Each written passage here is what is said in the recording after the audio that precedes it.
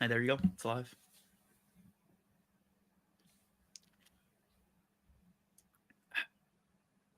Okay, so you were.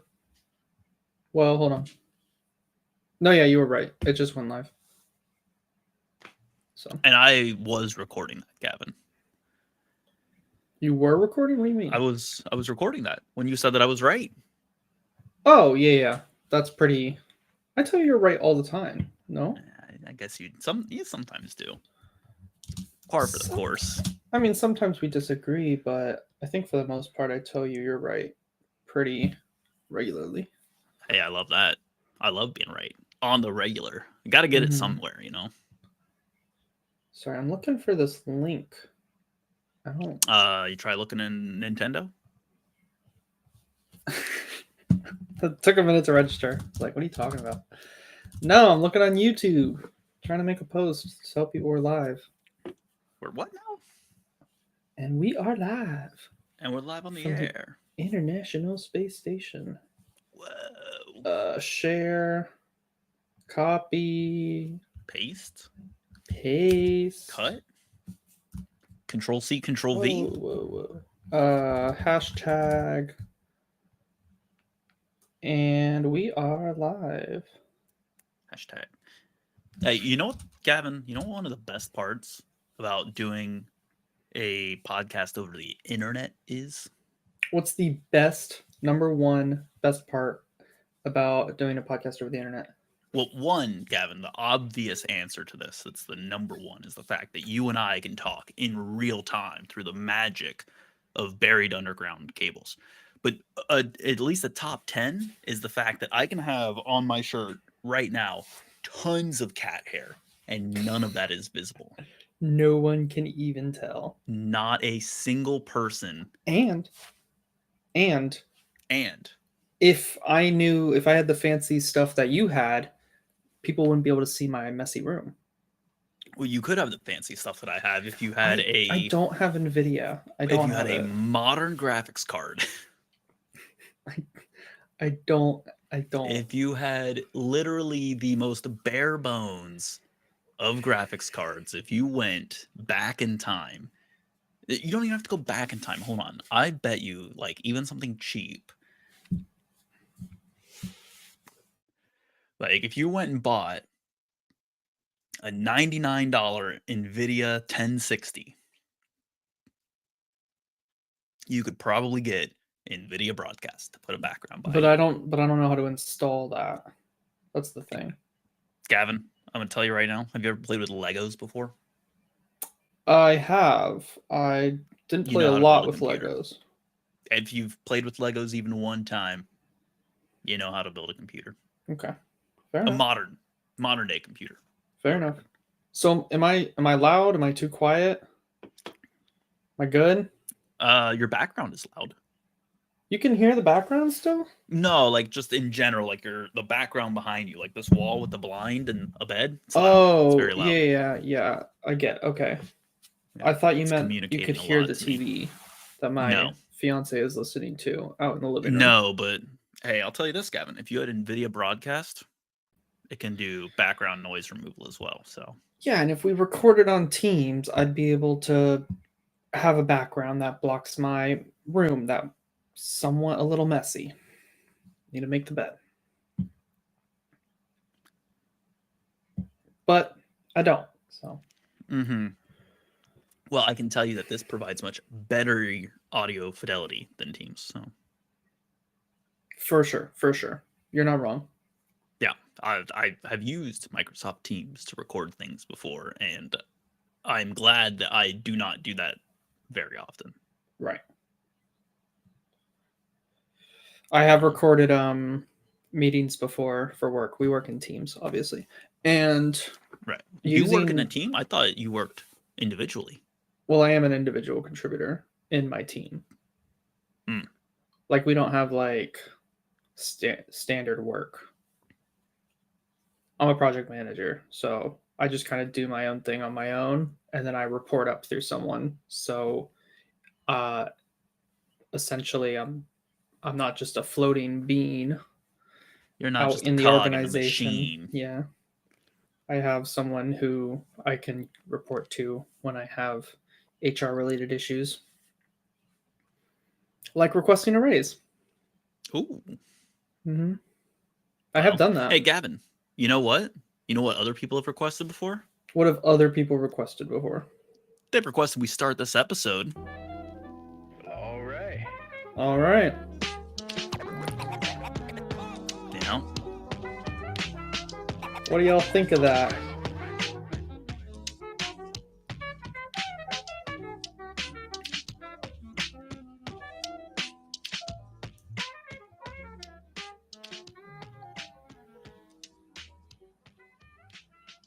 So that's a different version than the one you played before. I can assure you, Did you create? it's the same version. No, you created this one though. No. So like before we started recording, you played me a version that didn't have a fade out or a fade in. Right. So you put the fades in on this. And you played the faded version. It's very bold of you to assume that I did that through anything other than just a manual slider, which I used and I slid down manually. Really? Did you do that? Yeah. I didn't think you did. Because it sounded perfectly faded. Yeah. It's almost like I do all the production for our podcast and know how to do that, Gavin. Well, obviously I could do that too. But like I would, you could do that. If I was holding my microphone, if I was holding my mouse and I was sliding it down, I'm too like janky with the mouse, so it wouldn't fade naturally. So you did a nice smooth pull. That's pretty good. You just did it again. Yeah. I appreciate that. But you know what, Gavin? I think it's time. We can talk about this all we want, but we do need to segue into the episode. Okay. Hello. Sorry. Yeah. Well, welcome in, everyone. I'm your host, Russell, on the MLS Now podcast. You can find me on social media at Mr. Danger Russ. You can find the podcast on social media at MLS Now Podcast. You may even be finding this podcast right now on YouTube, as we are once again continuing our time-honored, long-standing tradition of broadcasting these live over the airwaves and through underground cables. Maybe to satellites. I don't know. Maybe there's some Starlink users out there. And joining me, though, on the airwaves are infallible co-host who, prior to recording, and you don't get this now, but I'm convinced he actually lives inside of his microphone that he's using. It's Gavin. You can find him on social media at LionsBlog1. Gavin, hello. Welcome from your cozy residence that must be cylindrical and wonderful acoustics. Hello. Yeah, that's 50%. When Gavin joined the call earlier, he came in, and I think I actually might be developing long-term tinnitus from the enormous booming sound that was in my ears as he joined. I felt like I was standing next to a firework as it went off. There must be something wrong with the wiring, because for the longest time this mic was too quiet. I would have it turned up all the way, and Russell would be like, "You're too quiet. I'm gonna have to edit this in post." And here we are now, just randomly. I join and I'm bursting eardrums over here. So I don't know. I don't know what to tell you anymore. My eardrums specifically, for the record, yes. I will edit this in post to make sure no one else has to ever experience burst eardrums from Gavin. Just make sure when I said hello, it's just a little bit louder so people can experience the vibe of what you experienced. No, that one's gonna be full strength. What you did there live, Gavin. But I'll tell you, people won't have their eardrums burst from it because for whatever reason you got your sound issues sorted out prior to us hitting that record button. Much to everyone's appreciation. Hey, before we start talking soccer, just one last thing. By the time you're listening to this episode, there will be probably another episode that we posted prior to this. I don't know the title of it yet because we haven't determined that unless you have, Russell. But it's a discussion between Russell and a fantastic guest who's a Sheffield Wednesday fan. Correct me if I'm wrong, Russell. And they talk about the origins of the sport of soccer, as well as a lot of other topics between soccer in England and America and the whole nine yards. So make sure to check that out if you haven't. It's really interesting, and give it a listen. I appreciate the plug there, Gavin. I was going to make a plug myself, but you've beat me to it. That's why I'm a co-host. Just to let you know, and you're a co-host, Gavin, and you're not the host. The title is also determined. It's already titled in our files of ready to release podcast. I haven't been told to release it yet, so you haven't. I'm waiting for the boss's approval. Yeah. Well, the boss will give you his approval after this episode. Oh no, you're not the boss. Context. You're not the boss. Oh yeah, sorry. I'm talking about the other guy's approval. Wow, Gavin. Here's the thing: you're not married yet.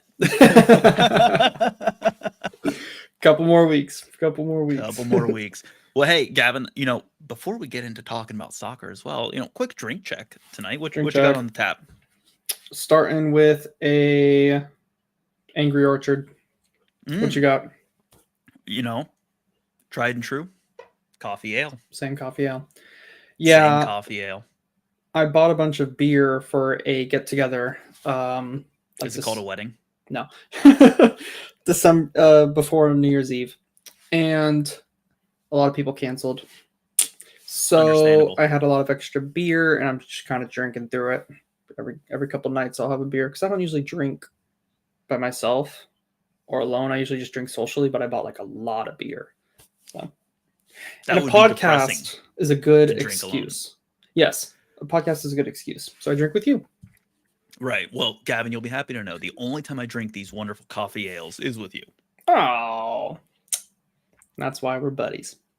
Mainly because I have been working my way through a tiramisu stout off the microphone, which is much heavier and harder hitting than this coffee ale is. So, that's a sipper. Yeah, that's something. Sorry, my dog's barking. Shall we get started? Yes. And I suppose we shall. I want to hear your topic that you brought up to me earlier today on the phone. Yeah. So, Gavin, listeners, Gavin actually already has context to this. So, listeners, I conducted some science for the past 7 days. I thought to myself, we always talk about casual fans. We talk about people who MLS is targeting, who the sport is targeting as the people they want to bring in.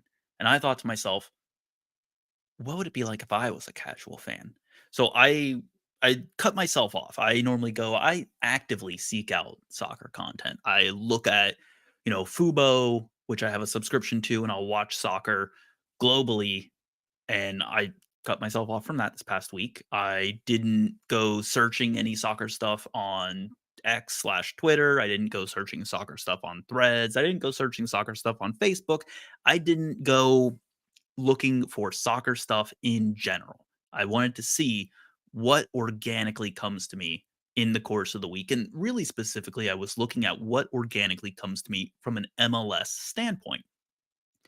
So this was supposed to be representative of the algorithms all know, right? All my social media algorithms know I follow soccer like crazy. So whatever is being sent to me should be for someone who's interested in soccer. And Gavin, when I called you on the phone today to tell you about my science that I had conducted, I gave you a recap of what I had learned over the past 7 days. Do you remember what it is that I told you I had learned over the past 7 days? Verbatim, MLS. You can summarize. No, I can verbatim. MLS does a piss. So this is a verbatim of your summary. MLS does a piss poor job of pushing out content to fans. Yep, that's pretty spot on. The only thing that I know that happened in the past 7 days from having not gone and looked at any MLS content intentionally is that Miami had a friendly today. And that's it. And I only know that because Apple TV pushed a notification to my phone while I was at work. I couldn't tell you if any transfers happened. I couldn't have told you what news was going on. I couldn't have told you if there was any scandals. I do know Brandon Vasquez scored in Mexico. Being the Cincinnati fan that you are, that makes sense. Right. But here's the thing. That's not even MLS related, that was Rayados. Rayados English pushed that to my timeline. So that was not even an MLS team or MLS affiliate that pushed it there. That was Liga MX. I know more about what's going on in the Premier League. Like, I could tell you from talking with our wonderful Sheffield Wednesday friend, I could tell you about the Sheffield Wednesday versus Coventry FA Cup match that happened in the past 7 days, more than I could tell you what happened for MLS. And that is a shame that so little information came to me in an organic nature, because I'm extremely up to date on MLS, but I didn't realize how much of that hinges on me actively searching out that information. So And that's a problem. you didn't see the drama with Jesus Ferreira at all? No. Really? You know nothing about the Jesus Ferreira thing? Until I went back. So after I got off the phone with you, I did a brief search, right? Like, I followed up on some items. I went got through Tom Boger. Yeah. Went through a few major headlines, and that's certainly an interesting decision to leak that information by whoever decided to leak that. But yeah, to your point, none of that made it onto my radar. So I come at this from a pretty different. Well, okay. So my first question, before I get into my thoughts on this, you mainly follow MLS accounts on your Twitter or on your X? Heavily. Okay, you have a heavy MLS. Do you only peruse the For You page, or do you go to following? Both. Okay, because for the longest time recently, I've been on the For You page only, and I hate it. I hate the For You page. It's terrible. It's not for me. It's just a bunch of, I don't know, just to differ. I don't even follow the pages that get pushed to me. It's just a bunch of viral tweets that are the same 20 accounts. Like, I don't know. And then a little bit of Fabrizio Romano here and there. So who you probably follow.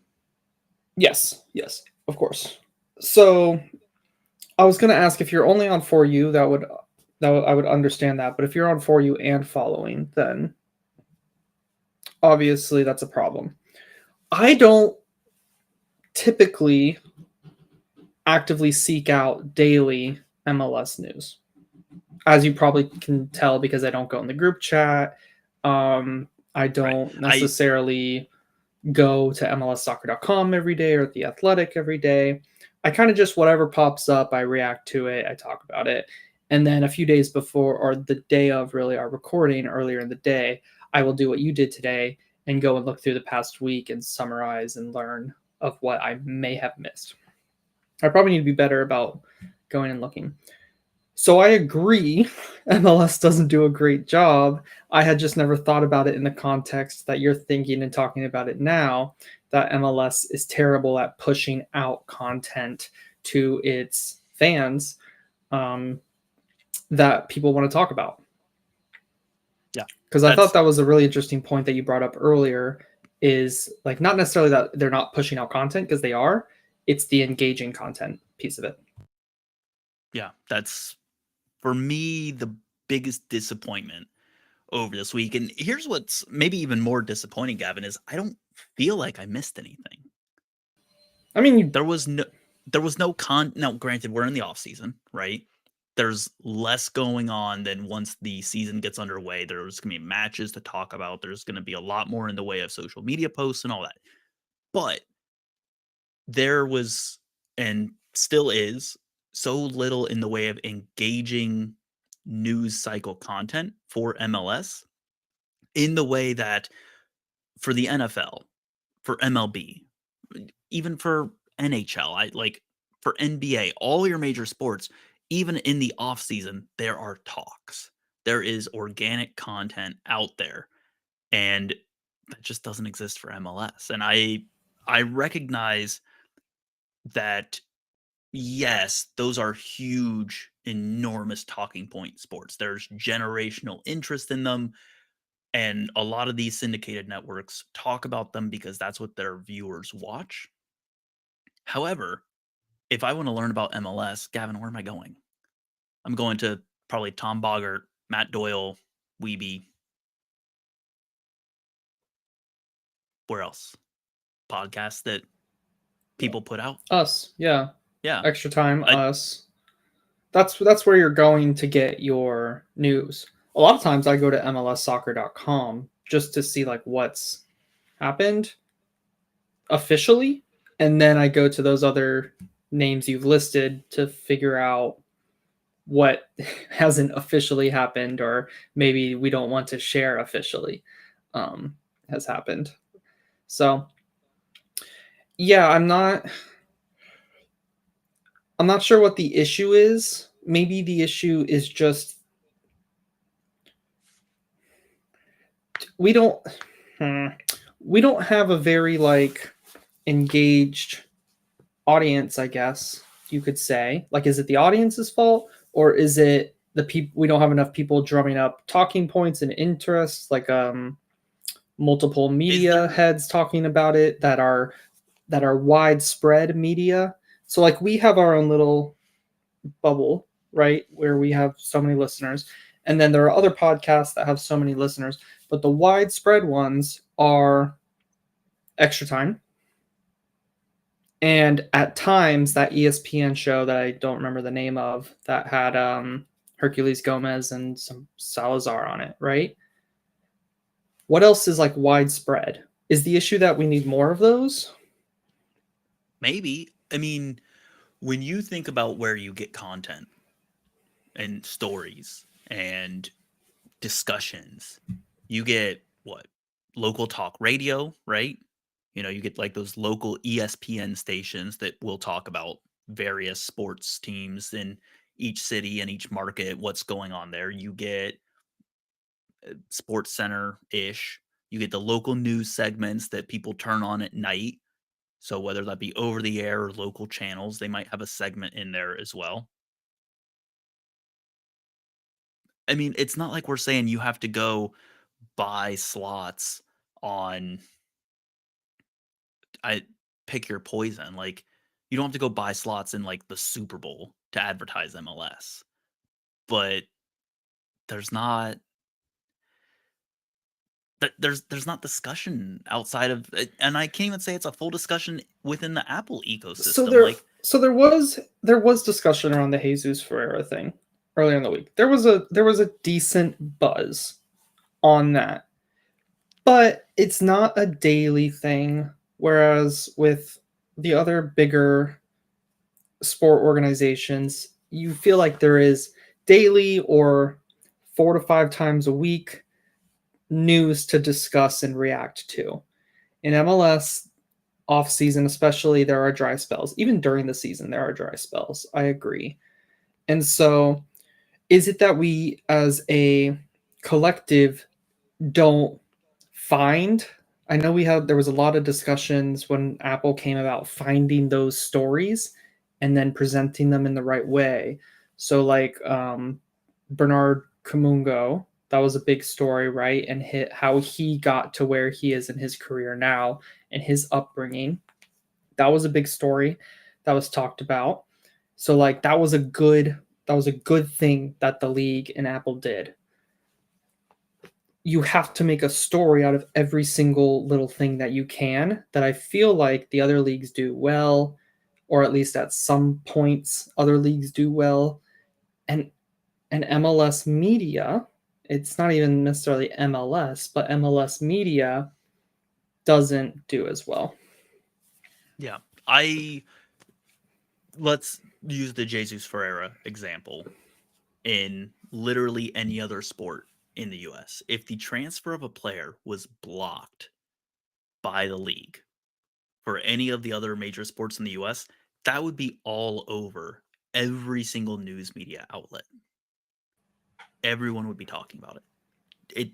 If it's NFL, if it's NBA, if it's NHL, if it's MLB, that's getting a spot on every single network, even if it's just a few minutes. Yes, you're right. You're right. But it's a little different. And maybe this is just like I'm going at the example and not what you're trying to say. But this one's different because this is an international transfer, whereas all the other leagues are internal transfers. You're not going to see NBA player transfer to the Spain league, to Real Madrid in the Spain league.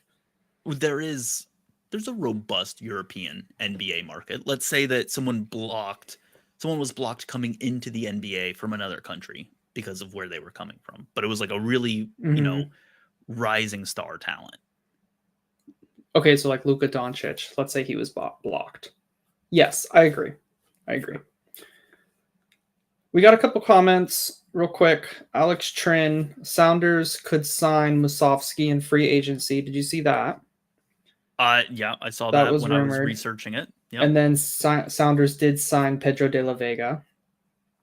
Was it Musovski as rumored, or was it did I hallucinate seeing Tom Bogert put out a tweet saying they're finalizing signing Musovski? You're probably right. When I think of Tom Bogert, I think of it as, we're probably saying the same thing. I think of it as rumored, but going to happen. I mean, he doesn't miss. Yeah, he is an official lead source. Yeah, for sure. Musovski. Where's my guy? Finalizing deal to sign Danny Musovski. Okay, so let's take that for an example in the topic that we're discussing. What could be talked about there? You could talk about a lot of things for Seattle. I mean, they had a very weird season, especially at striker, and I think you have a lot of questions in my mind with where the future of the team is going. Musovski is maybe a sign that they're looking to reload and kind of overhaul the roster and get a little bit younger, get different sort of long-term pieces in. I mean, Musovski's, I think he's not old. He's in or around his prime, I think. So he could be a 3-4 year type player for them. Yeah, you could talk about Musovski versus Rui Diaz. You could talk about is he good enough for what they need? What does it mean to Real Salt Lake? You could talk about the fact that Seattle are going into kind of this post what's his face? He went to become the president over in Atlanta. Oh, Lagerway, Garth Lagerway. Yeah, post Lagerway rebuild. So, are they ready to show that it's not just Garth Lagerway was leading the club to success from that level, and was he hiding any issues? There's things to talk about for Seattle. Yeah, and these are all types of questions that you would see on other sports, and even if they're obvious answers, they still get airtime. That's true. Because that's true. To people who are following something really closely, maybe it's an obvious question. To someone who is not following these things very closely at all, they may have no idea. It's still relevant to them. The other thing the sports do, though, the other leagues do, is they really take advantage of their phenoms, their major marketers. And MLS is certainly trying to take advantage of Messi, right? And they're doing so much content around Messi and Miami. And it's probably similar to like when LeBron, the big three, went to the Heat, and there everyone was like, "Oh my God, the NBA only cares about LeBron. Right. So, and then with the NFL and Tom Brady, and now it's Patrick Mahomes and Travis Kelce and Taylor Swift and whatnot, all that jazz. So the leagues need to take advantage and do storylines around those players and those huge market teams and those huge marketable players. There's a lot of content going out around that. Do you think it's doing enough to generate discussion, though? Because I feel like so many fans in MLS are already tired of the Messi stuff. I'm going to use your example about Taylor Swift and NFL to talk about this topic. Lots of NFL people, I think, are similarly, they don't want to see as much Taylor Swift. The NFL and MLS are using this star power of recognizable names, not to the benefit of people who already follow those sports. If you already follow NFL, they're not talking about Taylor Swift because they want you to care about Taylor Swift and thereby the NFL. They want people who follow exclusively Taylor Swift and not the NFL to become interested in learning about the NFL. They Yeah, I want agree with people that. who are interested in Messi and don't care about the MLS to become interested in learning about the MLS. Is it the right strategy? I don't know if I have an answer to that. It's something that I don't know if we'll have an answer for until post Messi hits MLS. We can theory craft, we can say that, oh, it's never going to work. The answer is it's really hard to evaluate strategy in real time. One, because we don't have the data, they're not making the data accessible to us.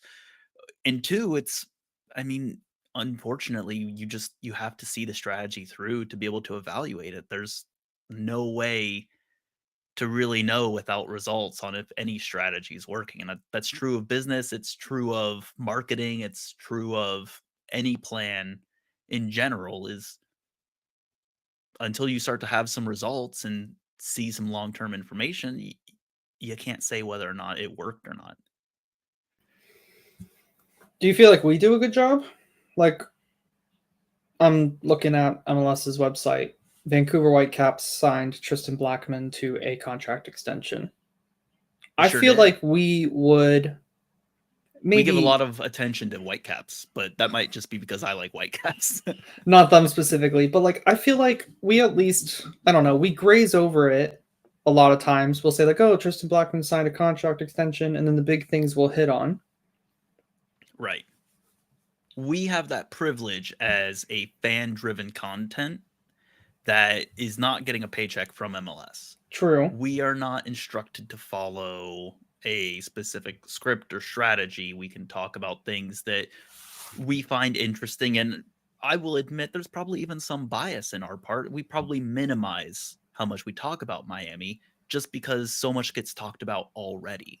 I agree with that. I do want to talk about Miami's friendly today, but I agree that we don't really hit on Miami a ton here. I mean, obviously we hit on them when we need to, but I don't think they're all we talk about. We definitely still cover the entire league. Okay. But you're right, it's not really on us. Right. We have the privilege of not having to talk about exclusively Miami. I think when your paycheck is being signed by someone else, you got to listen when they say jump. I think this is an outcome of the issue that we don't have a ton of mass-produced media across the entire landscape. It's extra time. And what else? And if there were more of those, I feel like there'd be more MLS 360 maybe. Talk, but that's MLS driven. I think what I'm talking about and is extra like time isn't. No, exactly. I guess I'm thinking of like less produced, but like Sports Center, right? Or all the talk shows, or Talk Sport, or the various for the Premier League. Yeah, the various local news segments. Yes, but those don't get shared public. Those don't get shared broadly. Right, but it's in volume. There's enough local segments that when you get a storyline out about, let's say, the Bengals, right? Everyone in Cincinnati knows anything that's happening to the Bengals, whether it's good or bad. Mm-hmm. And therein, it gets onto social media and it gets shared around a little bit, and your division rivals know about it. And then someone says something extremely witty or funny, or they make a meme about it, and that's how it gets to the national level. Yeah. But that information still gets out there organically. Yep. And that's not really happening with MLS a whole lot. Not as much. The volume is lower. MLS loves to control the narrative on everything they put out. And I understand why. And it makes a lot of sense from a brand identity and control standpoint. Yeah. But I think, and we've talked about this a million times, and maybe we're getting to the same conclusion here. I think they're thinking that they'll build it after people come, but people aren't going to come until they build it. For sure. I think that's a That's a good summary of the issues at play here at a high level. Hey, you want to talk Miami? Yeah, I do want to talk Miami. I didn't see their friendly, so I'm not going to act like I have insight on how they played or the game itself. Yeah, I watched some of the recap and I watched specific moments in my post MLS sabbatical. Right. I did, however, see a video of Luis Suarez running. Did you see that? Mm-hmm. All right. It looked painful. For those who come to YouTube and watch, I'm going to share my screen really quick. Ooh, you are going to get us an immediate copyright strike. No, it's allowed because there's going to be no noise, and it's my Twitter or my X screen, so it's fine. Okay. So no noise. So here's Miami with the ball. They pass it around, and then obviously they do the one kick, and there's Suarez running. And he doesn't look good. Like when you say painful, that's the word you meant. Not painful as in hee hee ha ha. No, it looks like he's in pain. Yes. I'm gonna keep hammering the point home here. This is what I mean by like Miami's little group of ex-players looks a little unserious. Like that's the word that keeps coming to mind. Like again, marketing, competitiveness. You need to have both. And they went and got marketing, no competitiveness right now. He says I'm not about the team that signs Lionel Messi. I'm not seeing the competitiveness. I'm not seeing it. I'm really not seeing it. I think they will get the playoffs. I think they will make the playoffs. And like it's not just this one clip, but like you go and you get Suarez and he can't move. That says you only care about the marketing dollars. Because there's no competitive advantage to getting a Suarez that's running like that before the season's even started. Yeah, I have a lot of questions about the sustainability of that team. I think from a talent and accomplishment standpoint, it is a competitive team on a day when everyone is healthy and good and ready to play. Is that a team that it's not going to be a team that competes for the Shield in my mind. That's a team that wants to make it into the playoffs, and that's what they're going to play for and hope to keep people healthy until then. And it is a valid strategy when it comes to MLS Cup. How often does the Shield winner win MLS Cup? It happens, but it's not like it's rare. Every year. It's very rare. Yeah. That it was 2017. And then when LAFC won 2 seasons ago? Yep. Toronto, and then LAFC was the next one. So, yeah, it's very rare. It doesn't happen often. I think that's fair, right? They're going to make it to the playoffs. They will make it. If they don't make it, that's a disaster, considering the money they've spent. And there are 9 teams making the playoffs, unless there was news I missed that we extended it to 10. Hey, there's still time. There's still time. So 9 teams making the playoffs. Miami will be one of the Eastern Conference teams. Can they put themselves into a position to where they have Messi and Suarez and Busquets and Jordi Alba and the rest of the team firing on all cylinders? I think you're right. I think that's fair. I still don't think they have enough.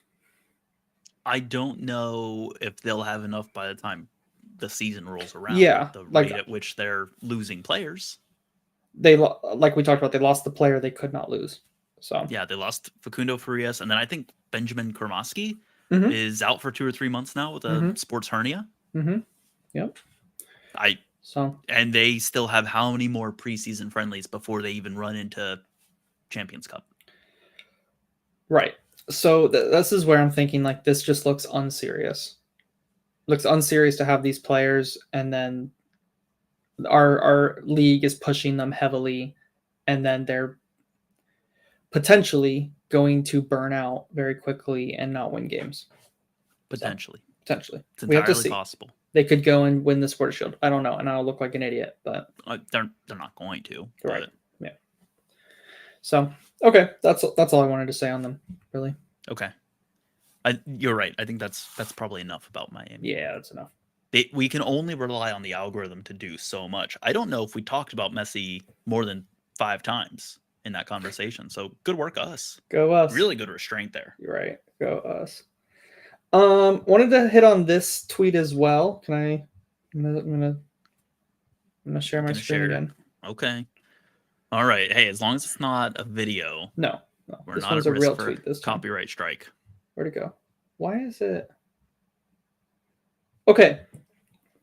So the regular tweet is there's an offer of $2.5 million per season on the table for McKennie to renew. Okay. Weston McKennie for our listeners. Mm-hmm. And at Chai_ASC says, here's a good reference point for why solid mid-20s MLS players are not moving to Europe. Weston, one of, if not the best American player right now, is getting $2.5 million a year offer from one of the biggest clubs in the world. Oh my gosh, Gavin, let me just stop you right there and say, I can't wait until like 2 other episodes come out and we put out a Meeting of the Minds episode.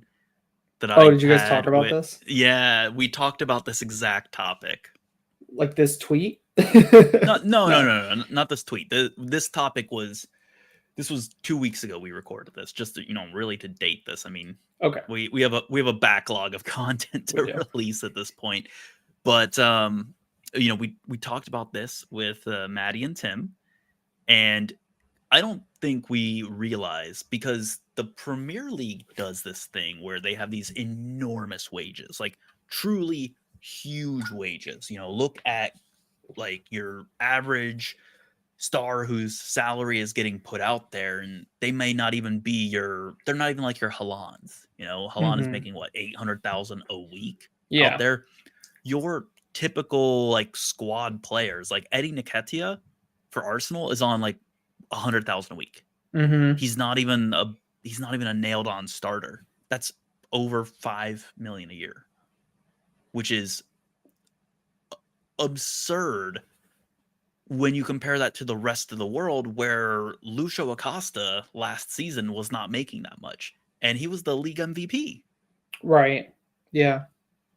So okay. I think there's this idea that soccer stars outside of the US are being paid this huge exorbitant amount, and yet, Gavin, they're actually not.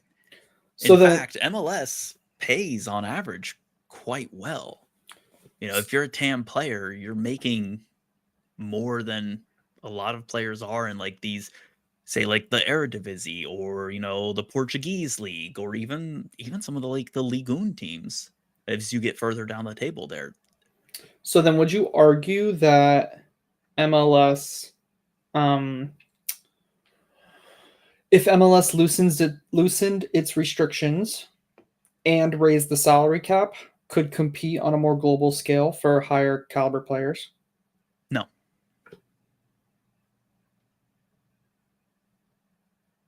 But if they can pay? Yes.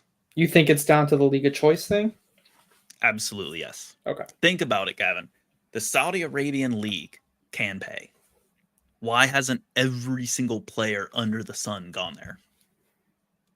Well, recently they've had issues leaking with being able to pay, but quality of life. Some people want to stay in Europe. Mm-hmm. Some people don't want Europe's to play in that league. Yeah. But yeah, okay, I see where you're going. But America's great. Well, America's great. Yeah. But here's the thing, Gavin. Think about the people who are players and they're being told, hey, yeah, you're making 800,000 euros a year playing for this other team. And you come to the US and you could make $1 million a year. And they say, okay, well, that's marginally more than my 800,000 euros with exchange rates. And then they look at it and say, yeah, I'm going to pay, the 39.6% income tax. That's not going to be the effective rate, but the marginal rate's 39.6. Okay, I'll pay slightly less taxes over there. And then they look at it and, they probably start to work it out and say, okay, but what am I giving up to go to the US? Maybe all my family is here. Maybe my support structure is here. My kids are enrolled in school here, or my significant other or my family live with me here and I can't move them. Maybe they need visas to get there. And when they look at it, they might say, is all of that worth the extra 100 grand? No. Yeah, that's fair. That's fair. Very logical reasoning. And Gavin, we haven't even talked about if they are playing for a team that can qualify for Europa League or Champions League. Are they going to want to go play for the CONCACAF Champions Cup? No. No. That's back to the league of choice thing.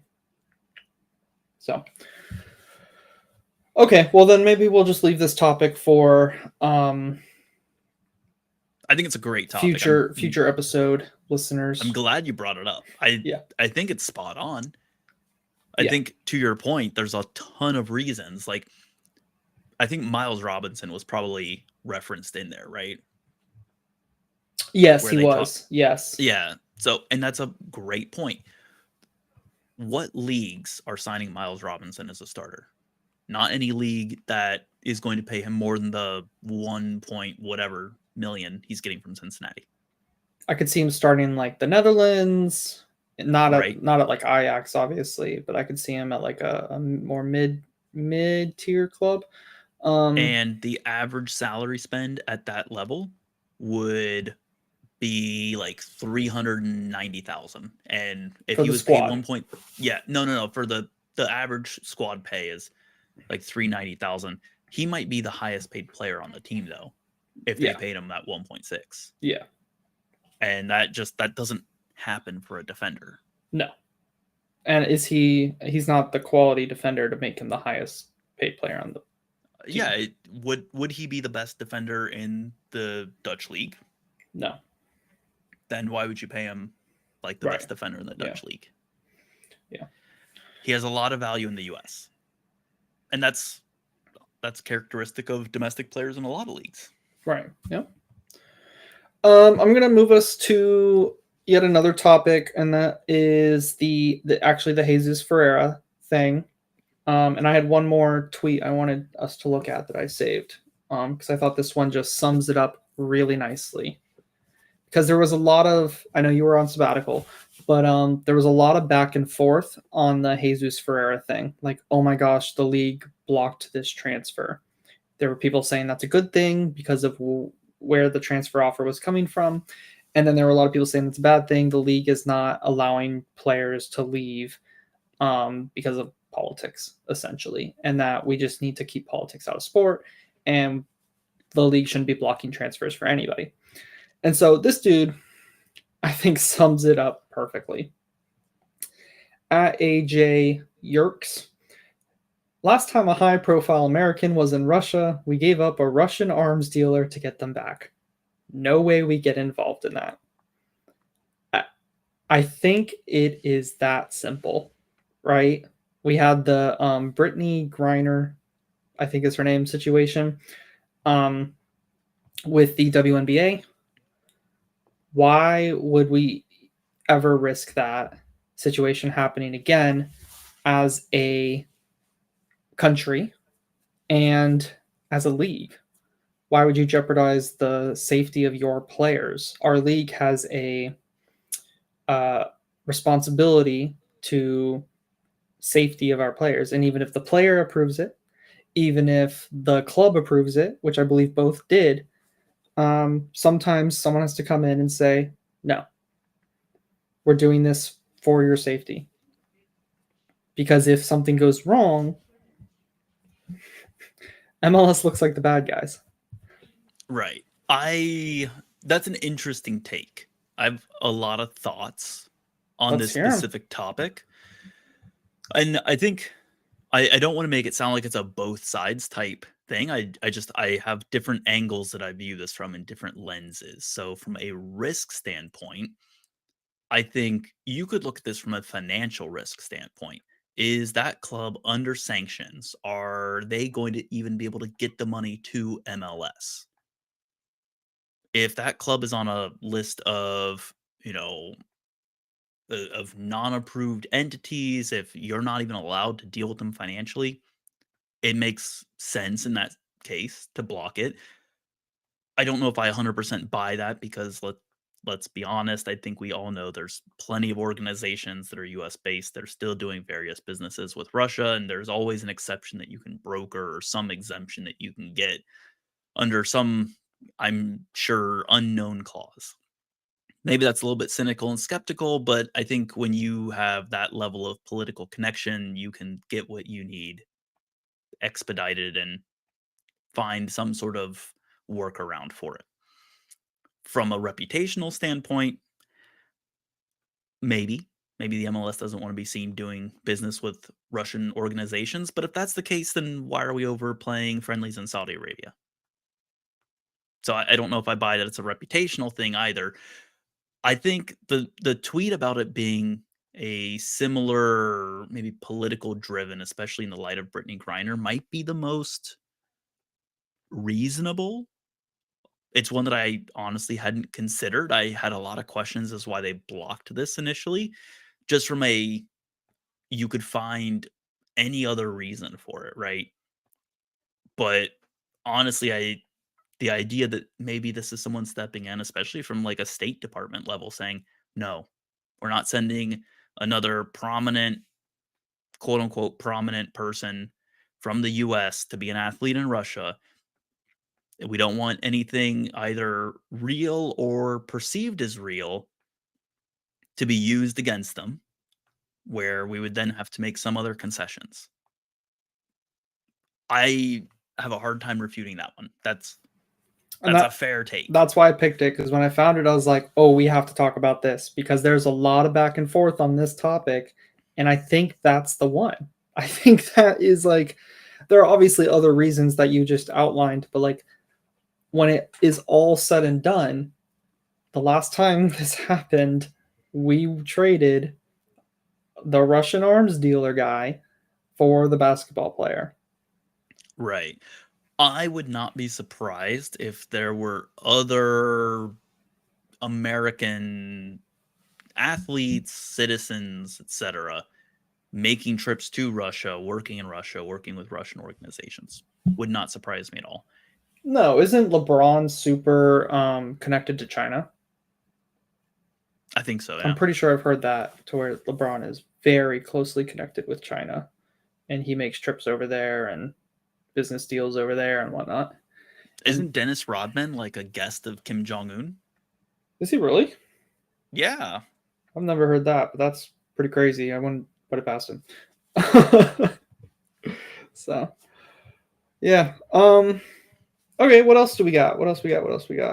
No, you tell me. I mean, co-host Pedro de la Vega.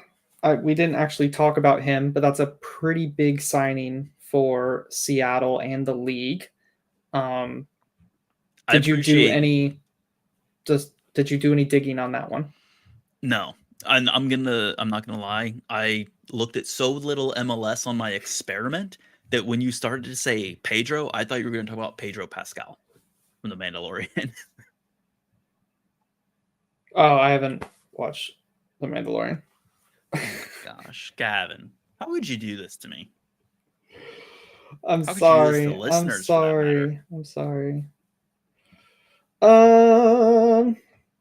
just perusing through. Well, give me your thoughts, Gavin. I don't let me shut something down just because I did science. Okay, fair.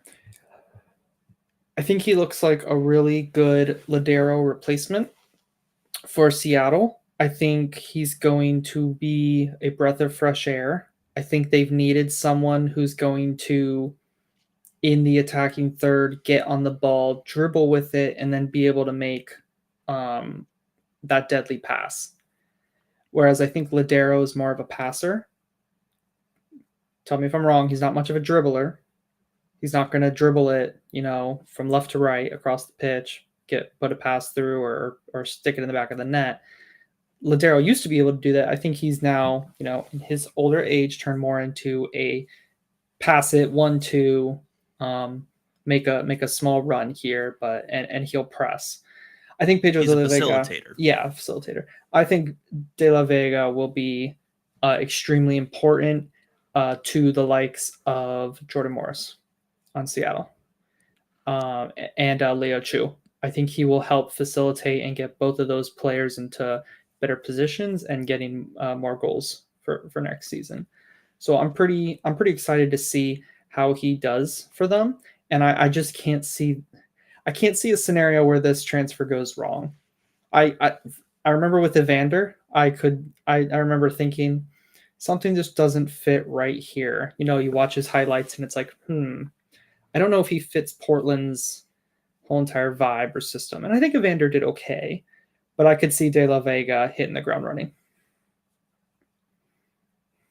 As an Orlando fan, who I believe is said to me in a text message, I'm going to buy a Ladero kit this year.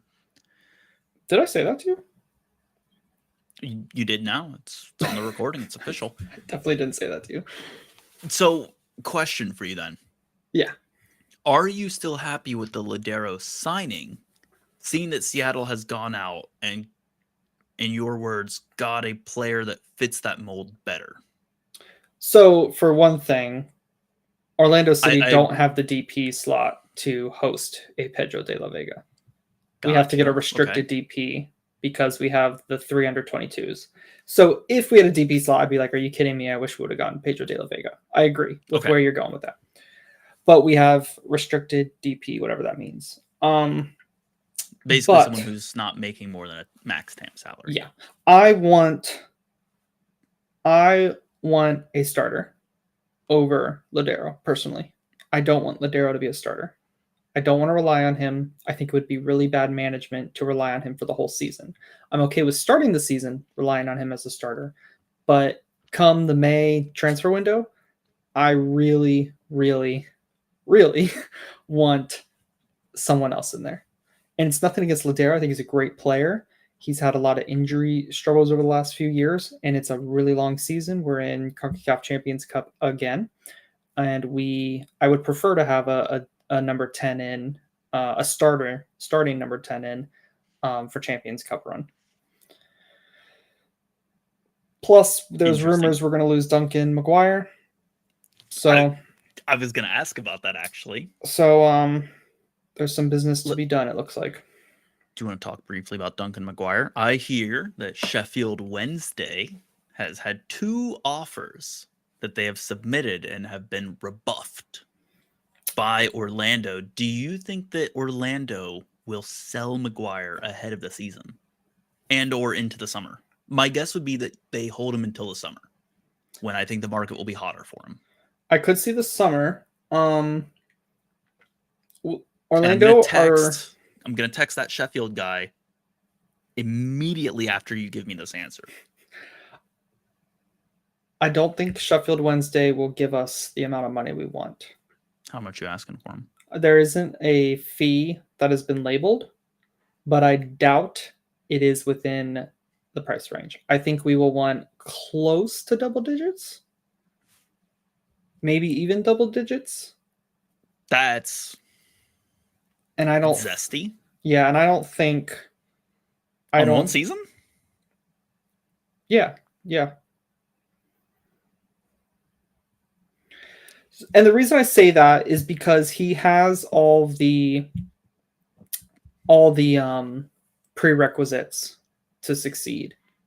He has the physicality, he has the frame, he has the mentality in terms of, and he shows that in the way he plays on the pitch. He's like very never give up. He will work his socks off for the whole entire game.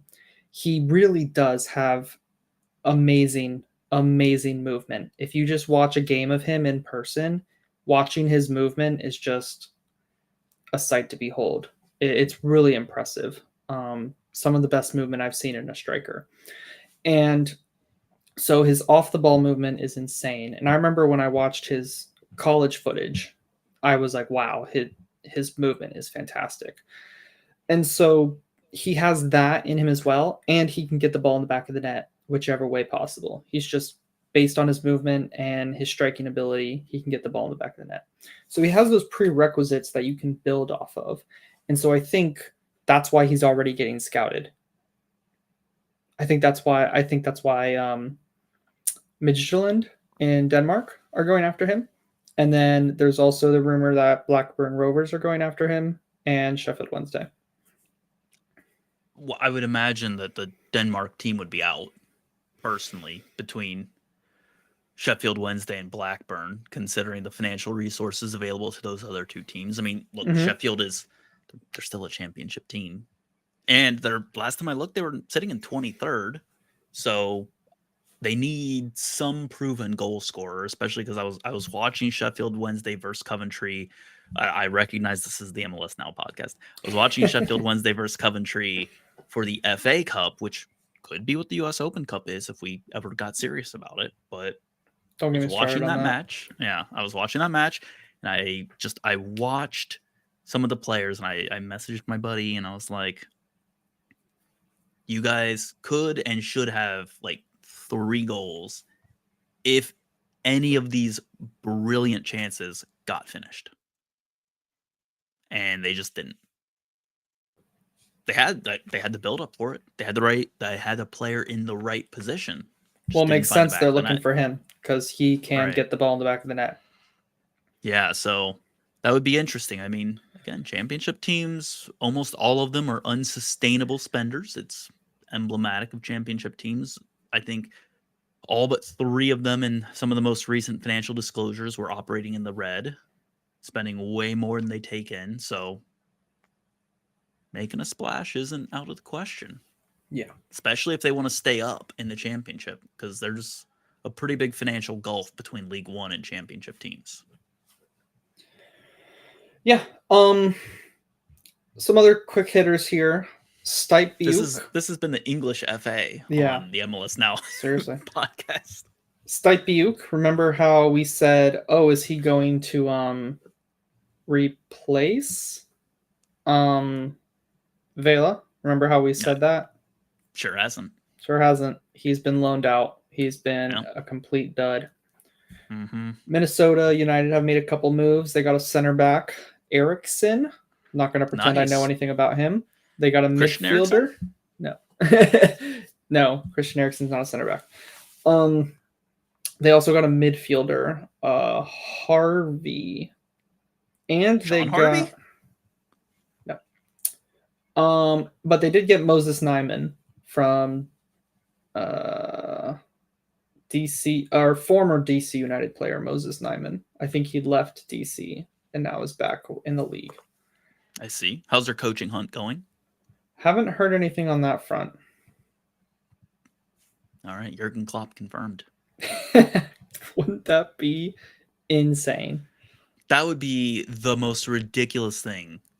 Would it be more ridiculous than seeing Messi go to Miami? Because I can still believe there's reasons for Messi to go to Miami, but what would be the most ridiculous coaching hire for Minnesota that makes 0 sense in the sense of how is there even any incentive at all? Jurgen Klopp has to. Jurgen Klopp, yeah. Yeah. That would be so funny. There'd be no other to have a coach at that level randomly go to Minnesota United. Like out of all the clubs he could potentially go to in MLS. Right. He can take his pick. He could pick and choose any club in the world, Gavin. Right. Yeah. If Jurgen Klopp calls you as an owner of your club and you have a manager that you love, you're taking that. Unless you're literally like Manchester City. Or whoever Wayne Rooney went to go play manager for 14 matches until they sacked him. Wasn't that the dumbest move? Weren't they doing relatively well? And then just because of nepotism, they hired him? They were doing poorly for a pretty long stretch prior to hiring him, and they had a temporary swing into the good side of things. But okay. I don't necessarily think that was because of the coach that they started doing well, for the record. Fair. Okay, Nicholas Giacchini left the league. Mm-hmm. Went to Como. So he's taken a second stab at Europe. I think he had a relatively successful stint back in the league. Initially came to my Orlando City. Oscar Pereja refused to play him. I don't even know why we signed him. And then he ended up moving to St. Louis City. The transfer made perfect sense. It made so much sense, and the Orlando City transfer made almost zero sense, that it feels like there was some sort of back end thing to where Orlando City signed him, but the plan was for him to go. That's how weird it felt. Because those things do happen in soccer. If y'all don't know. Especially in single entity MLS. Yes. Well, single entity Germany does that too. Remember, Bayern Munich facilitated the Serge Gnabry transfer to Hoffenheim, and then I don't think that we're using the word single entity. No, we're not.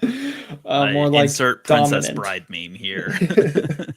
More like dominant. Yeah. So, all in all, Giacchini is gone. I think it was a successful stint in MLS. It'll be interesting to see how he does abroad yet again.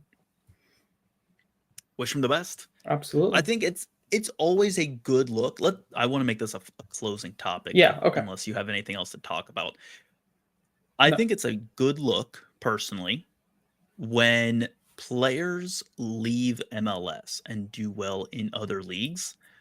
But how good of a look do you think it actually is? Does that benefit the team that signed the player? So, for instance, Brandon Vasquez has scored 3 goals in 160 minutes in Monterrey. Mm-hmm. Is that a better look for Monterrey? And it's like, oh, look, they signed this player. He scored all these goals. They're brilliant, great scouting, amazing. Why would his team ever let him go from where he was? Or is it a good look for the league where it's like, oh, look, this player, came. He was a third choice in Atlanta and then got taken by Nashville and then never played there and taken by FCC in the draft. And then he broke out into stardom and now he's playing for Monterrey, one of the best teams in CONCACAF. And it's a great look for the league because they facilitated this player getting to this mega team on the continent. Because I have a theory, let's use, I hate to use another English team, but let's use Gabriel Martinelli for Arsenal. Martinelli was playing the 4th division of Brazilian football. They went out and scouted him, and I think most people credit Arsenal's scouting department on that one. They say, look at this player they found, and now he's a nailed-on starter for that team, and even plays for the Brazilian national team. There's not some great reverence given to the team that was playing him. The accolades go to Arsenal. Yes. I think it's good for the team that sells the player because people obviously know where the player comes from usually. So, like, I know that Schlegel came from Racing Club in Argentina. And I think that just helps with brand recognition. And there's probably a few people who may be interested in MLS and then they get a player, like maybe there's Monterrey fans. They get Brandon Vasquez, he goes crazy for them. If they're going to ever get into MLS, they might start looking at Cincinnati because they have some familiarity with that club through Brandon Vasquez. I think it also goes the other way as well, to where New York Red Bulls sign Emil Forsberg. Maybe people love Emil Forsberg in Germany, and they want to still watch him play. They're going to tune into New York Red Bulls games. No, they're not. Yes, there will be a couple people from Germany who tune in to New York Red Bulls games because they want to see how Emil Forsberg's doing. And they're going to have a last name that rhymes with Forsberg. Dorsberg? Dinkelberg. Mm-hmm. Yes, but it will happen. There will be a few in that scenario. So I think it goes both ways. I think it is ultimately good for the league to sell players and have those players do well at said club. I don't think it's a negative. I think it's a net positive. Yeah, I would agree. In general, it's positives. I don't know where the most heavy influence of the positive rests, and I think it goes with the club that's signing a player. Personally, I just think they get the player. Yeah, I think a lot more people, especially if the club is doing well, praise the club that signed the player rather than where the player developed from. Yes, it's the scouting usually. Right. Mm-hmm. But similarly, when the player flops, people blame the scouting as well. So at least we're consistent about it. Yes. Yep. So when Stipe Buick flops, we don't blame wherever he came from. Right. We blame LAFC for identifying and signing this player who clearly wasn't good enough. So, yeah. All right. There you go.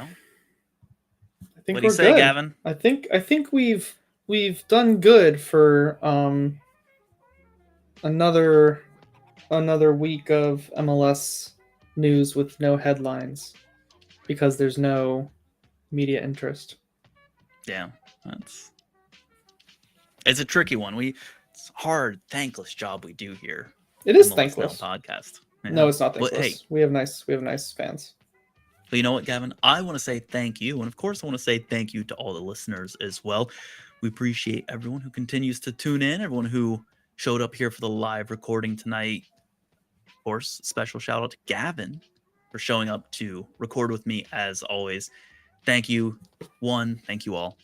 So just a quick reminder, you can find the podcast on social media at MLS Now Podcast. Remember, we have the website as well. It will get very busy once the season is underway. So be sure to check us out there, especially once our contributors get going. In the meantime, you can find me on social media at Mr. Dangerous. You can find Gavin on social media at LionsBlog1. Gavin, listeners, me, till next time. Till next time.